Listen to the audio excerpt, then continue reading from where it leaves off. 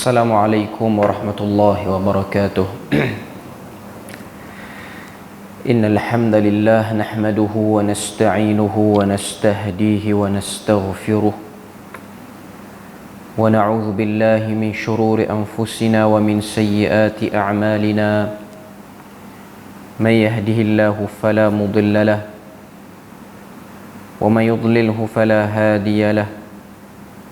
Asyhadu an la ilaha illallah wahdahu la syarika lah wa asyhadu anna Muhammadan abduhu wa rasuluh. Ya ayyuhalladzina amanu taqullaha wa qulu qawlan sadida yuslih lakum a'malakum wa yaghfir lakum dhunubakum wa may yuti'illaha wa rasulahu faqad faza fawzan 'azima. Alhamdulillahilladzi bini'matihi tatimmu as-salihat. Rabbana atina min ladunka rahmatan wa hayyi' lana min amrina rasyada. Allahumma ati nafsi taqwaha wa zakkiha wa anta khairu man zakkaha anta waliyuha wa maulaha. Alhamdulillah, syukur pada Allah Azza wa Jalla kerana dengan rahmat dan juga limpah kurnia yang Allah Subhanahu wa taala berikan dapat kita sama-sama berada dan berkumpul dalam majlis ilmu yang mulia pada malam ni. Dan insya-Allah sambungan kita daripada tadabbur juzuk amma ataupun tadabbur juzuk 30 masih lagi pada surah Al-Mutaffifin. Dan hari ini insya-Allah kita akan sambung bahagian terakhir surah Al-Mutaffifin, iaitu ayat yang ke-29. Dan insya-Allah kita akan selesaikan sampailah kepada ayat yang ke-36, ayat terakhir bagi surah Al-Mutaffifin ni. Pada ayat yang ke-29 kita tengok dalam Al-Quran, Allah Ta'ala sebut, innal ladzina ajramu kanu minal ladzina amanu yadhhakun.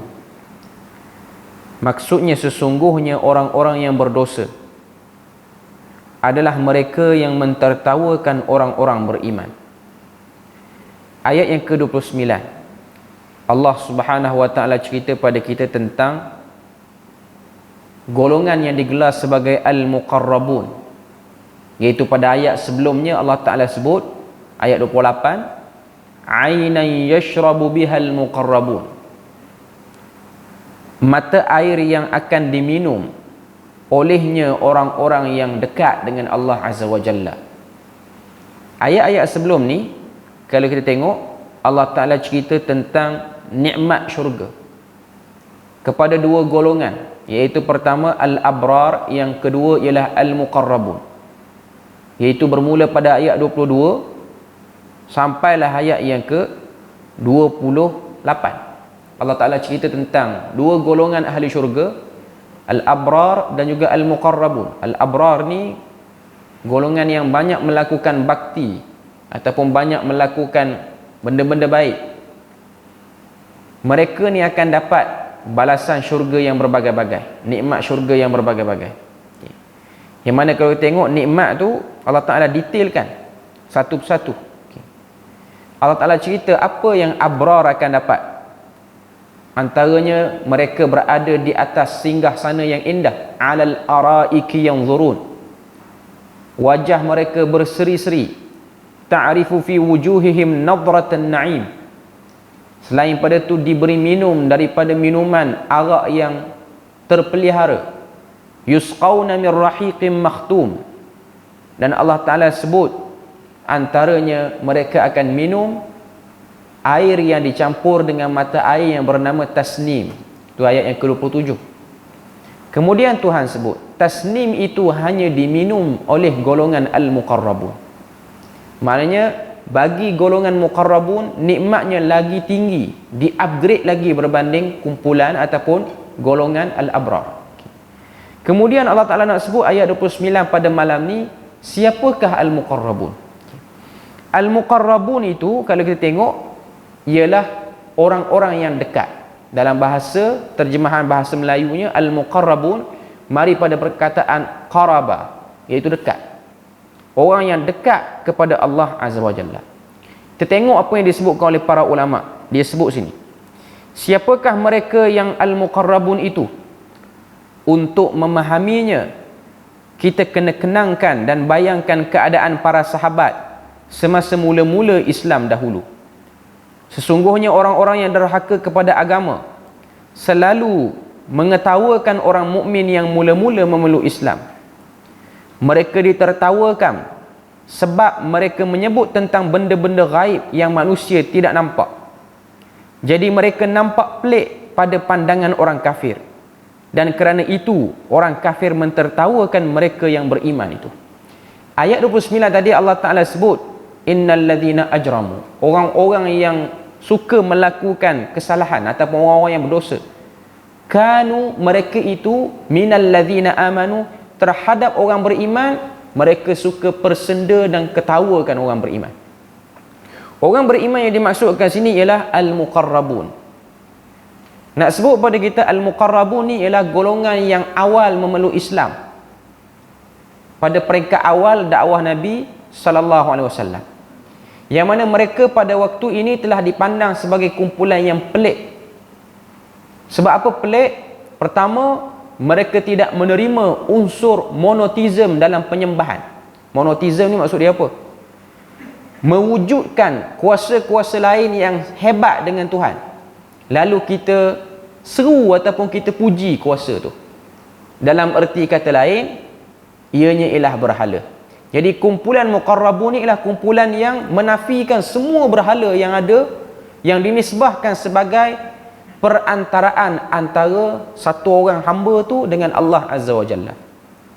Jadi mereka ni ditertawakan kerana mengingkari amalan majoriti, iaitu bila mana nak berdoa, kita kena berdoa kepada berhala dulu, barulah doa itu akan dibawa oleh berhala kepada Allah Azza wa Jalla.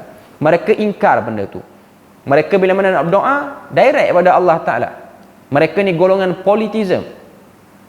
Mereka ni golongan monoteism. Politism tu banyak sembahan, banyak Tuhan. Okay. Monoteism ni satu Tuhan. Itu istilah canggih sikit lah. Okay.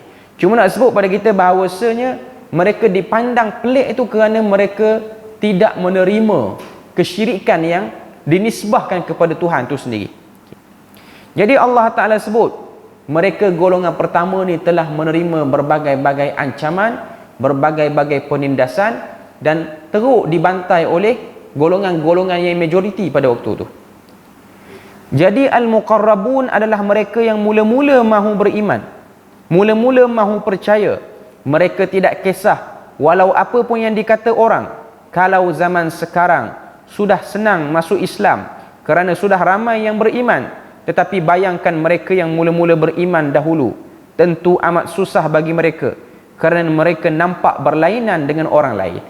Maksudnya kumpulan yang awal ni dalam minoriti satu hal. Yang kedua, mereka ni bukan daripada kumpulan yang profesional, bukan, tak ramai. Majoriti yang diikut Nabi yang awal-awal ni ialah daripada kumpulan orang bawahan, hamba, orang miskin. Adalah orang profesional tapi tak ramai, macam Abu Bakar, macam Abdul Rahman bin Auf, macam Uthman bin Affan, tapi tak ramai.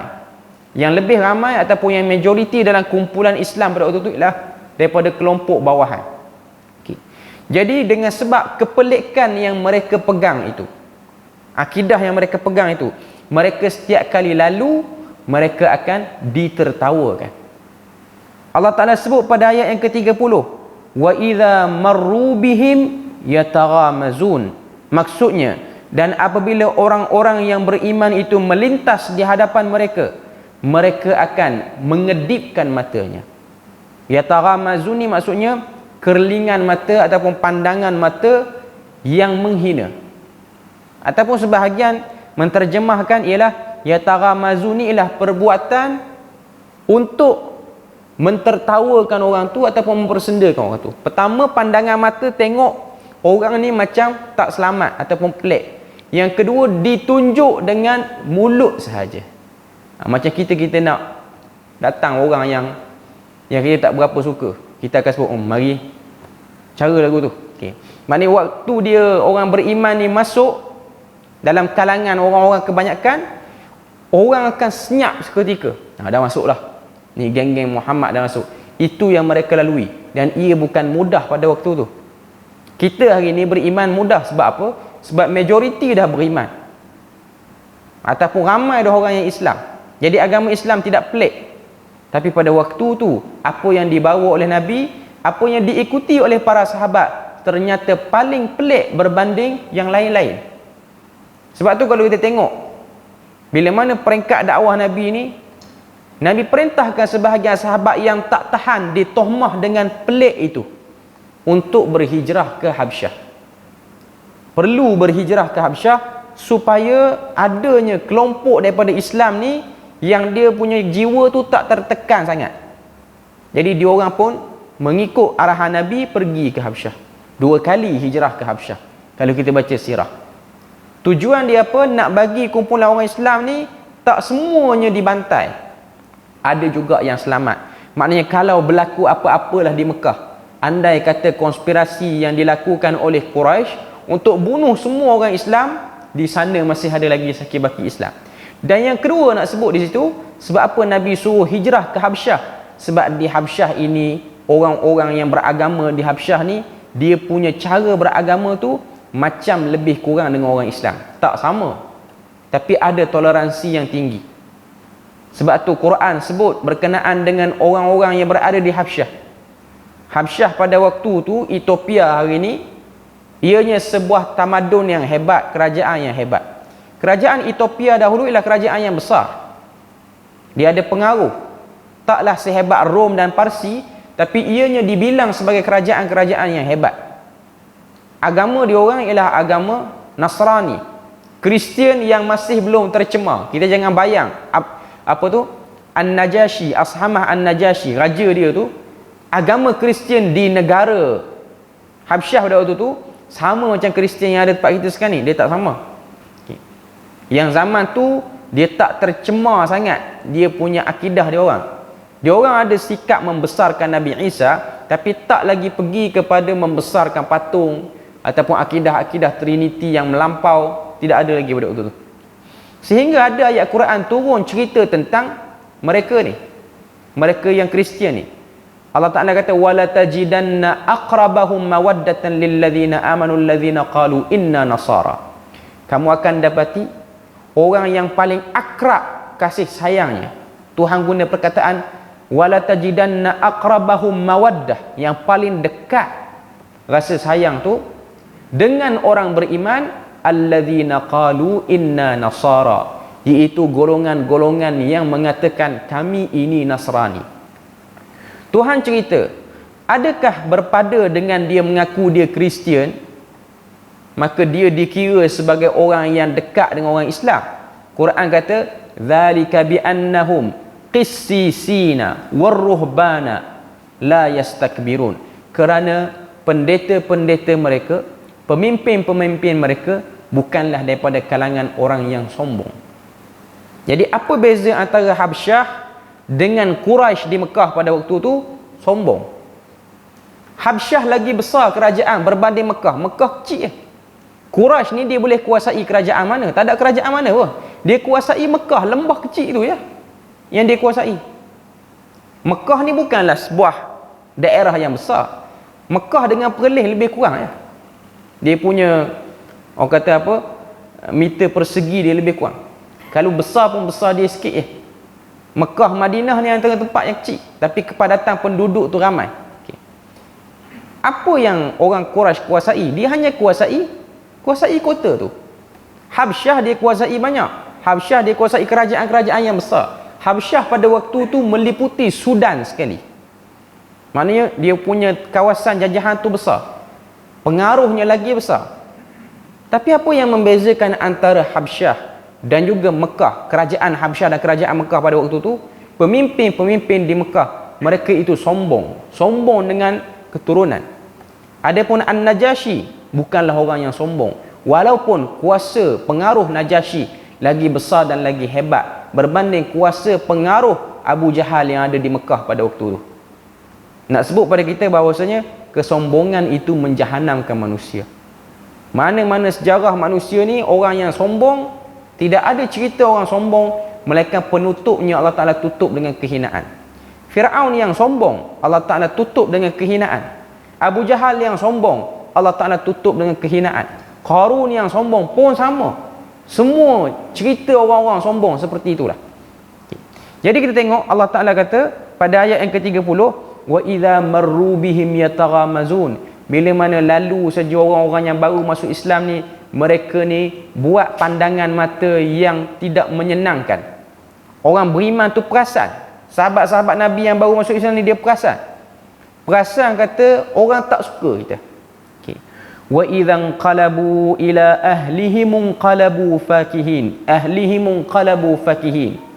Ayat yang ke-31 Allah Subhanahu wa taala sebut, dan apabila mereka kembali kepada kaumnya. Siapa? Orang-orang kafir. Dia kembali pada kaumnya ataupun keluarganya, inqalabu fakihin. Mereka balik dalam keadaan mereka ketawa gembira. Maknanya siang hari mereka bekerja, buat urusan berniaga, siang hari terserempak dengan orang-orang Islam yang baru masuk Islam. Pertama mereka ejek orang Islam, yadhakun, ketawa ke orang Islam. Yataghamazun. Yataghamazun ni maksudnya mereka buat pandangan mata yang menjengkelkan, iaitu pandangan mata yang tak menyenangkan. Lepas tu Allah Ta'ala kata, bila mana habis dah urusan harian, balik rumah, antara entertainment yang nak cerita dengan ahli keluarga ni, dia orang akan cerita, siang tadi jumpa orang Islam, nampak benar bodoh orang Islam. Dia cerita lagu tu. Sebab zaman tu tak ada TV, nak tengok TV. Jadi balik rumah, ketua keluarga dia akan cerita, pagi tadi jaga kedai jumpa siapa? Jumpa geng-geng Islam, pelik pada orang, pakaian pun pelik, bercakap pun pelik pada orang, amalan harian pun pelik. Sebab tu Quran kata, wa idzan qalabu, bila mana dia orang balik ke rumah, jumpa keluarga, inqalabu fakihin, jumpa dalam keadaan ketawa, dan dia rasa benda tu bahan hiburan yang dia orang nak berehat dengan cerita lagu tu. Sedangkan dia orang tak tahu ketawa yang dia orang buat, senda yang dia orang lakukan kepada orang Islam, pandangan mata, itu semua benda-benda yang bakal menjahanamkan dia orang. Okay. Kemudian Allah Subhanahu wa taala sebut ayat yang ke-32, wa idza ra'awhum qalu inna haula'i ladallun. Dan orang-orang itu apabila melihat orang-orang yang beriman, mereka mengatakan sesungguhnya mereka itu benar-benar orang yang sesat. Jadi majoriti pada waktu itu melihat kumpulan yang muqarrabun ni ialah kumpulan yang sesat. Sebab pertama minoriti, yang kedua kuasa tak besar sangat, orang bawahan. Adalah 2-3 orang profesional tapi tak kuat sangat. Okay.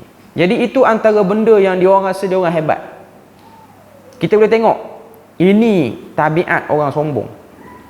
Dia rasa hebat dengan diri dia. Bila mana dia rasa hebat dengan diri dia, pertama dia jumpa dengan orang yang dia rasa orang tu lagi kecil daripada dia, dia akan yadhakun. Yadhakun ni bahasa Arab dia akan terjemah ketawa, tapi bukan ketawa secara literal.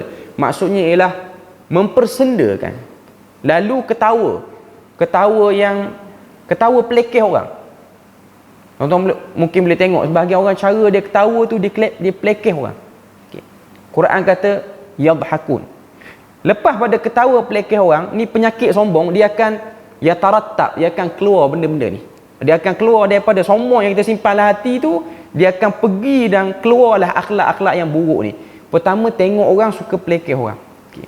Yang kedua, datang orang yang kita rasa rendah pada kita tu, yataramazun, kita pandang dia dengan pandangan yang melekehkan dia. Lepas pada tu, dia Allah Ta'ala sebut, bila mana jumpa orang lain, kita akan cerita orang yang kita pelekeh tu, dan kita jadikan cerita kita lekeh dia tu sebagai cerita bual yang entertainment kita sedap sembang.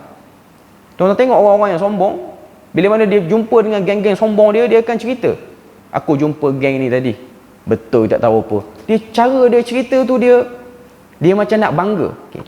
Kemudian Quran kata dia akan pergi kepada stage yang paling tinggi, dia sesatkan orang yang dia pelekeh tu. Jadi 4 stage. Pertama, sombong, asal datang pada sombong. Jadi yang pertama dia akan mempersendakan orang tu.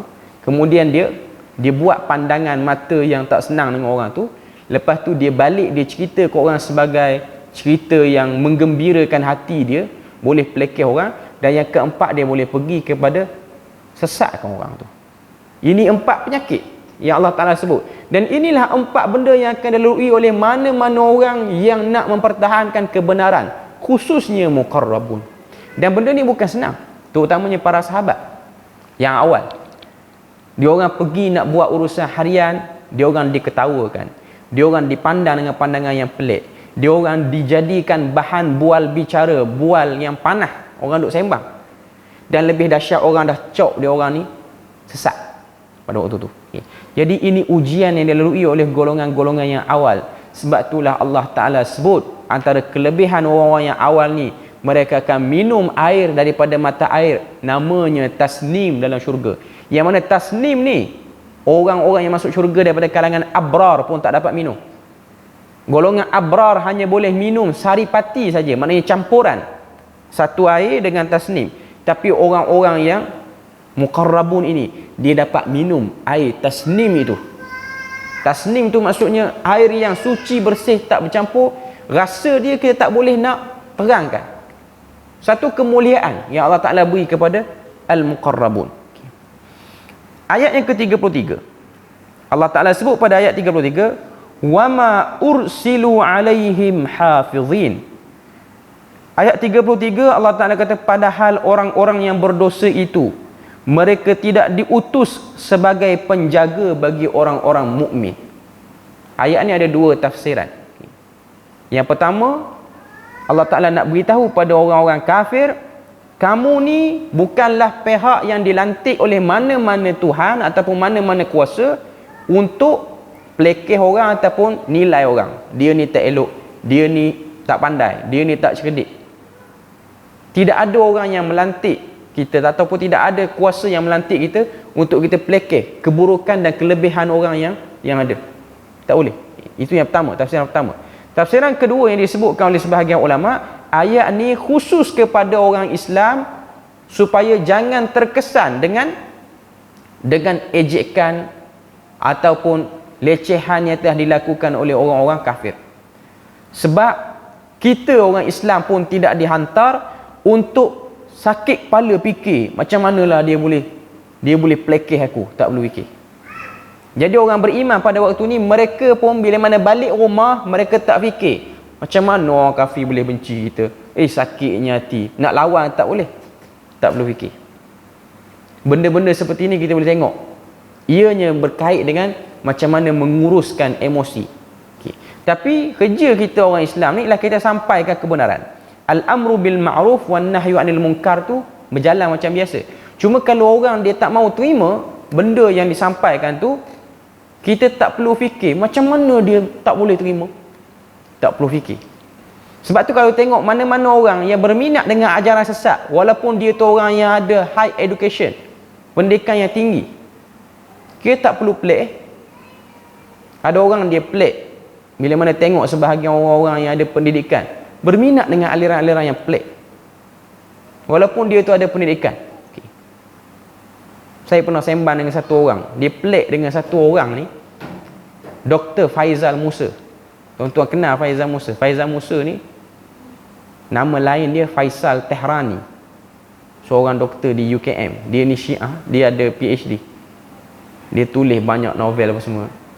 Sembang dengan satu orang kawan, dia kata saya pelik lah macam mana, sebab dia tu pegawai JAKIM. JAKIM 2-3 kali panggil bincang dengan dia ni tentang minatnya dia dengan Syiah ni, sehingga dia pun letak nama dia Tehran. Tehran ni nama ibu negara di Iran tu. Dia minat dengan benda tu. Sebab tu tuan-tuan, tak, dia ada satu bab yang kita kena terima, manusia ni bila mana dia cerdik dari mana pun, dia minat dengan benda tu, kita akan nampak dia ada problem. Sebab tu kita akan tengok orang ni dia ada education yang tinggi, tapi last sekali dia duduk dengan orang yang tak berapa cerdik, cara dia bercakap pun tak apa cerdik. Tuan-tuan tak payah sakit kepala fikir benda tu, sebab benda tu hanya meletihkan kita saja. Yang kita tahu, kita tengok macam mana Quran cerita. Sebab tu kau tengok ni kalangan yang duk lawan Nabi ni, semuanya majoriti orang yang pandai menulis, pandai membaca. Dia boleh dengar Quran yang Nabi sebut, Dia pun faham perkataan Arab yang Nabi lantunkan. Fahamnya Abu Jahal terhadap kalimah-kalimah Quran ialah dengan kefahaman yang tinggi, sebab dia ni orang yang bercakap dengan bahasa sastra.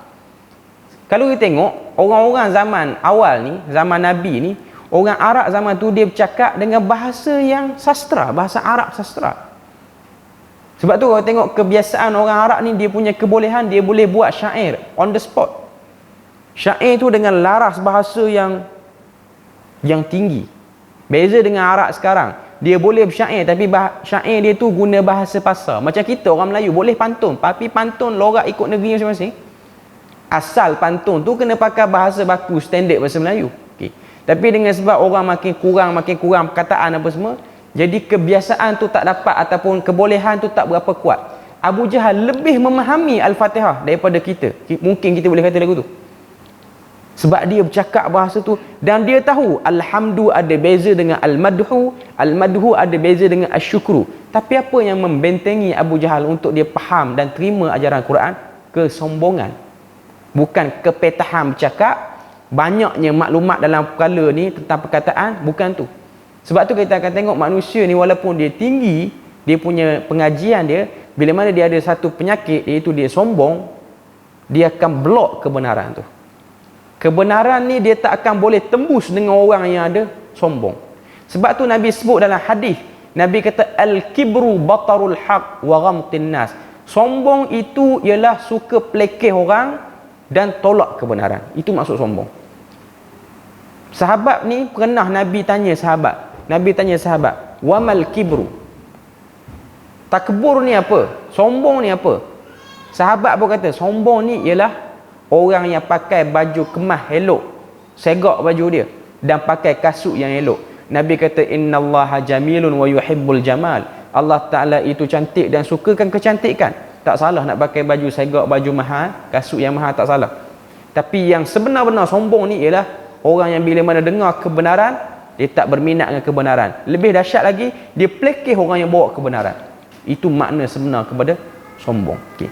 Jadi penyakit yang ada dalam majoriti musyrikin Quraisy pada waktu tu, mereka lebih cerdik pada Nabi, mereka sombong. Itu juga benda yang berlaku pada iblis dulu. Bila mana Allah Ta'ala perintahkan dia untuk sujud kepada Adam, sujud hormat. Apa yang timbul dalam perasaan iblis? Dia kata dia lagi hebat daripada Adam. Sombong yang datang. Manusia yang ada penyakit lagu ni, dia payah nak terima kebenaran. Dia ambil masa lama sehingga dia pecahkan kesombongan tu.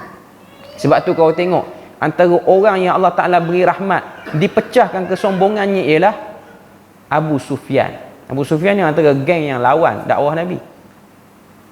Dia pun mentua Nabi, bukan sebahagian orang, bukan sembarang orang lah dengan Nabi. Nabi kahwin dengan anak dia, Ummu Habibah. Dan kalau tengok Abu Sufyan ni last sekali dia mengaku tentang kesombongan dia. Dia dan Amru bin Al-As ni antara yang kemudian masuk Islam. Sebab tu kalau kita tengok, dia orang ni bila mana dah masuk Islam, dia orang jadi slow, tak bercakap derah macam dulu dah. Zaman dulu derah lah, sebab zaman dulu pemimpin. Zaman dah Islam dah menang tu, dia orang tak ada pemimpin. Dia orang taklah jadi orang bawahan, jadi hamba tu taklah. Cuma jadi orang biasa. Zaman Umar Al-Khattab jadi khalifah. Umar ni orang akan suka pergi buat urusan di rumah dia. Sama ada pergi rumah ataupun pergi masjid. Okay. Jadi setiap pagi orang akan pergi rumah Umar Al-Khattab untuk mengadu apa-apa masalah zaman dia jadi khalifah. Jadi ada hari itu Abu Sufyan dengan Amru bin Al-As ni, dua orang ni ada problem nak mengadu pada khalifah. Dia orang pergi awal pagi lagi, pergi tunggu depan rumah Umar dengan harapan Umar akan dengar pengaduan dia. Umar buka pintu, Umar dah nampak dia dua orang tu duduk ada depan. Umar kedepankan dulu Bilal bin Rabah yang ada belakang. Umar tengok Bilal yang duduk beratur tu, mungkinlah kalau kita nak bayang macam orang beratur. Umar tengok Bilal, Umar kata taqaddam ya Bilal, mari depan Bilal, beritahu apa masalah kamu. Jadi benda tu Abu Sufyan dia macam hot temper sikit lah. Aku dah mari awal, ambil nombor pun awal, tiba-tiba yang kena layan orang mari lambat. Cuma yang agak cerdik pada waktu tu ialah Amru dia macam tenangkan Abu Sufyan. Dia kata wahai Abu Sufyan, kita ni ialah antara orang yang bila mana diseru kita lambat.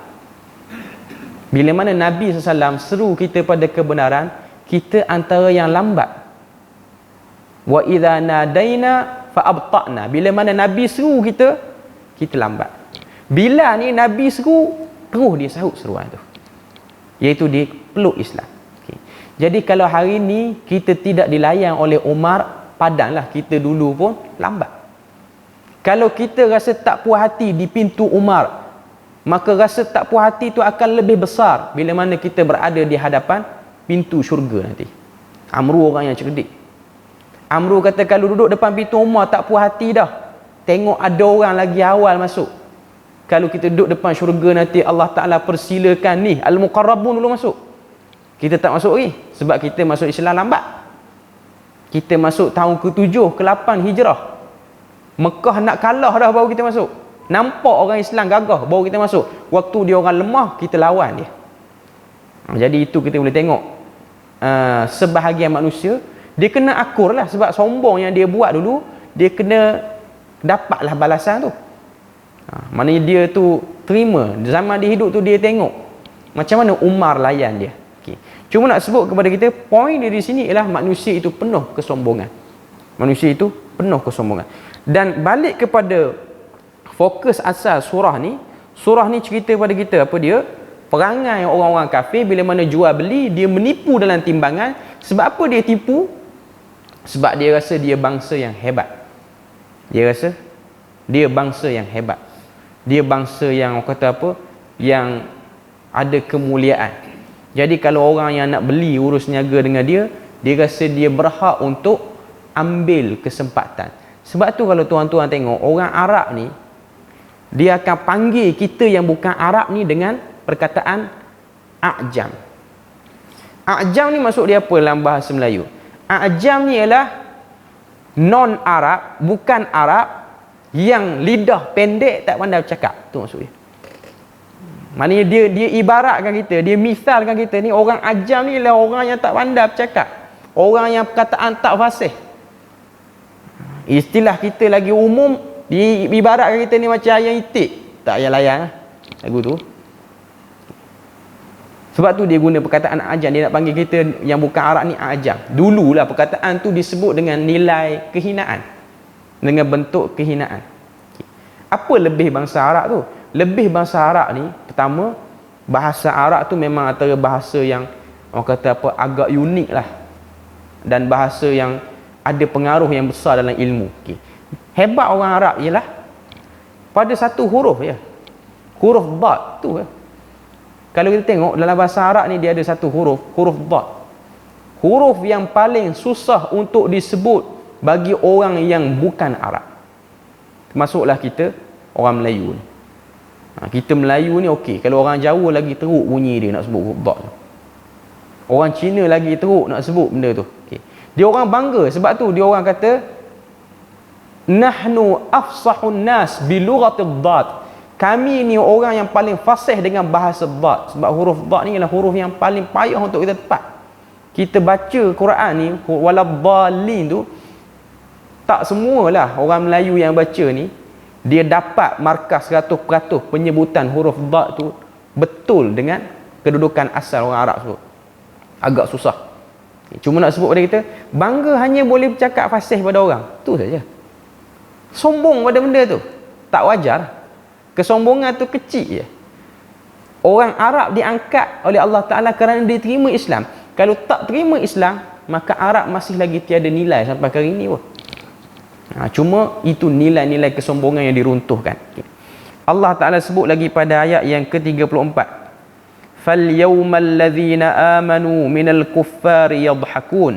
Maka pada hari ini tu ialah hari kiamat, orang-orang yang beriman, iaitu orang-orang yang muqarrabun, mereka pula yang akan mentertawakan orang kafir. Maknanya hari kiamat nanti Allah Ta'ala beri balasan balik kepada orang yang ditertawa dulu di dunia, iaitu orang-orang muqarrabun yang menahan fizikal dan mental, tentangan yang dikenakan, orang pelekeh kita, orang buat pandangan mata yang tak senang, sampai satu masa Allah Ta'ala benarkan orang beriman tengok orang kafir yang lawan dia ni dulu yang pelekeh dia ni dulu.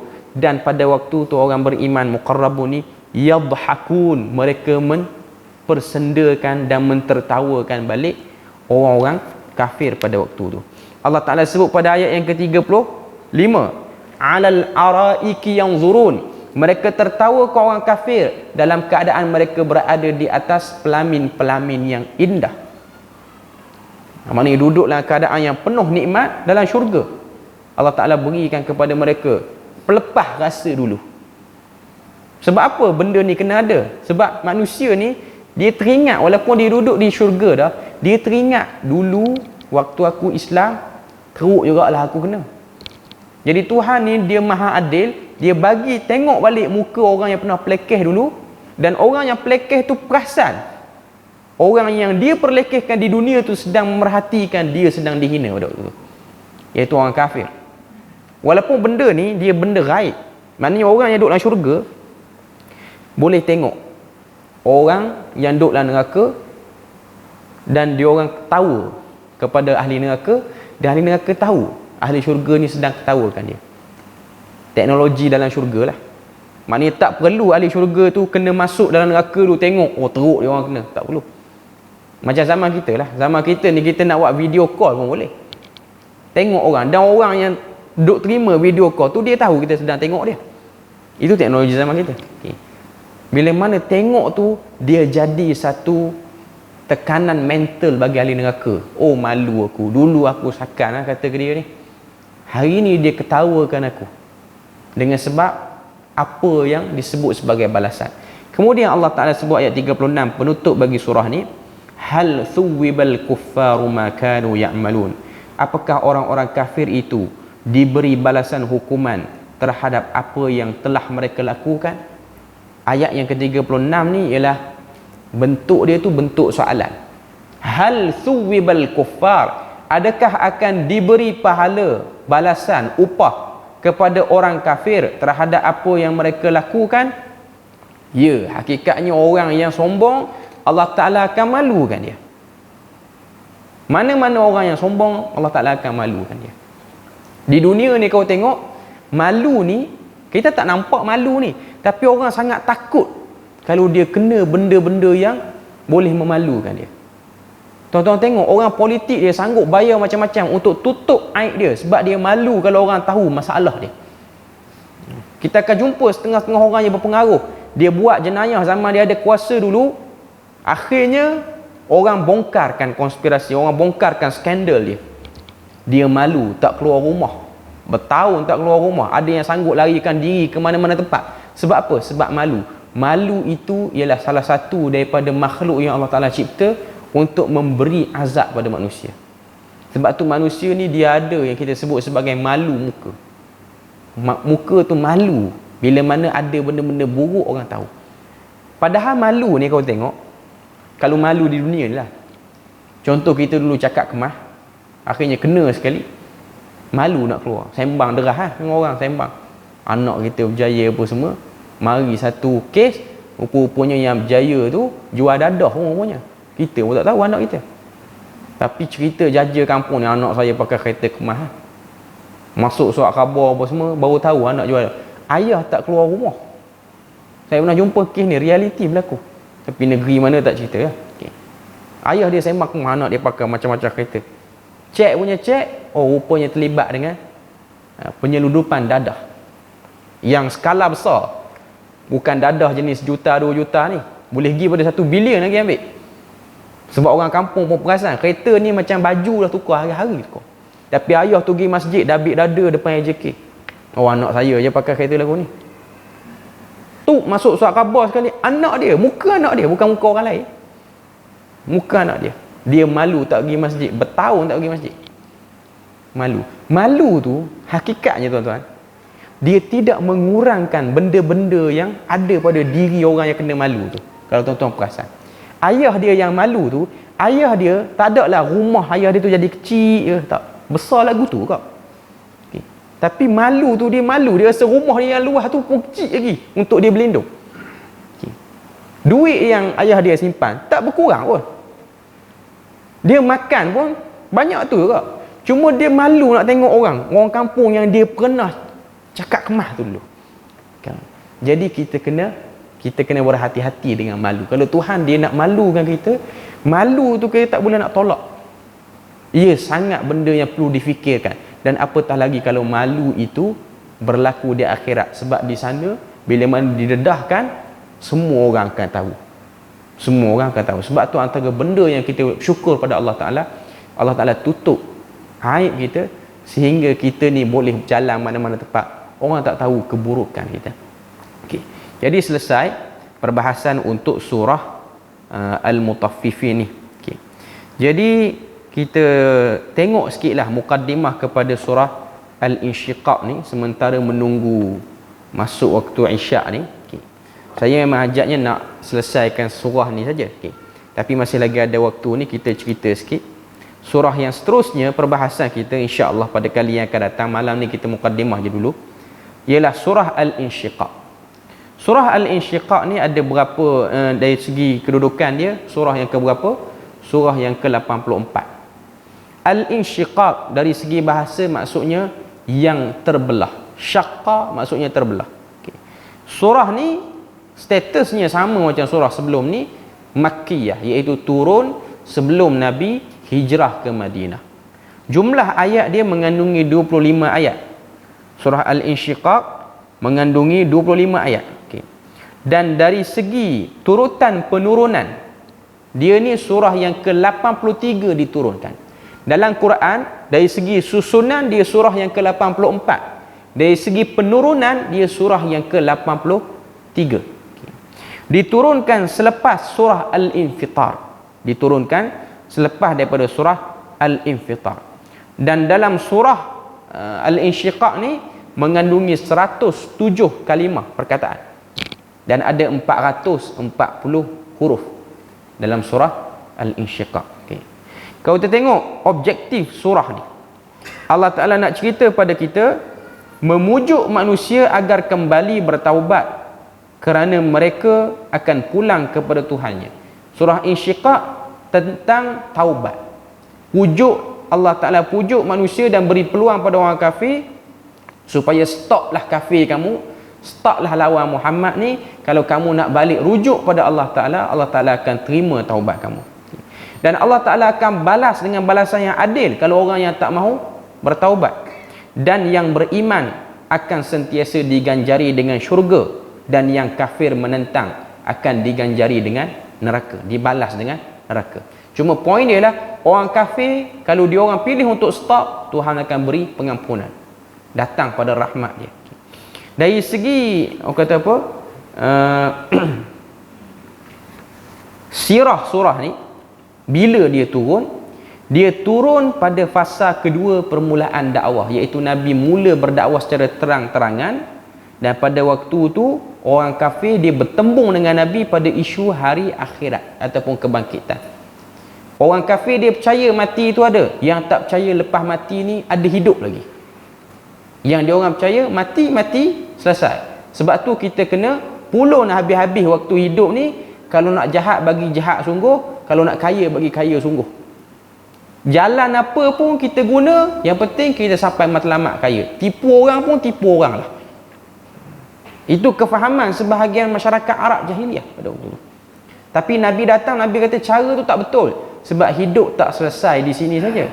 Hidup akan diselesaikan dan diteruskan pada penghidupan yang lain, iaitu di hari akhirat. Okay. Surah sebelum ini menyatakan bagaimana catatan amalan setiap manusia begitu rapi.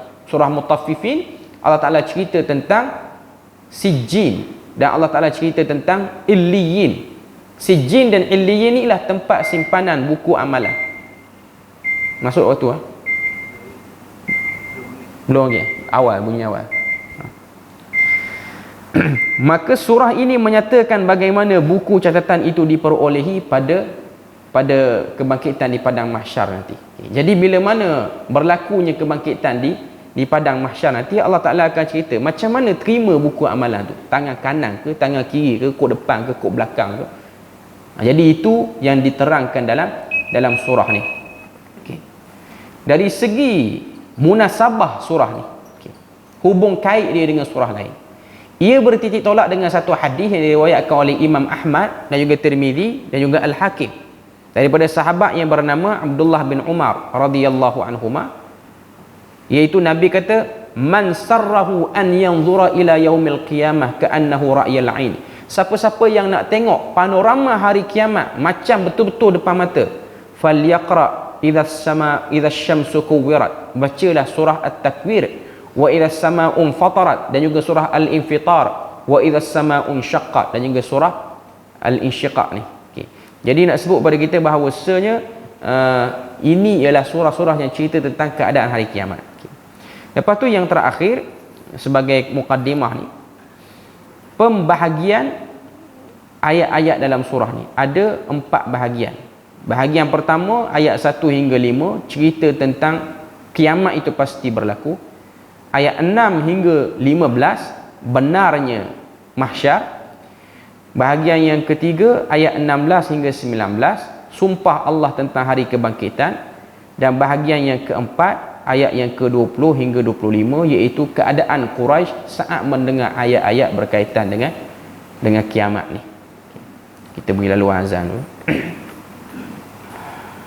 Okey, jadi itu sedikit sebanyak kita punya mukaddimah berkenaan dengan surah Al-Insyiqaq.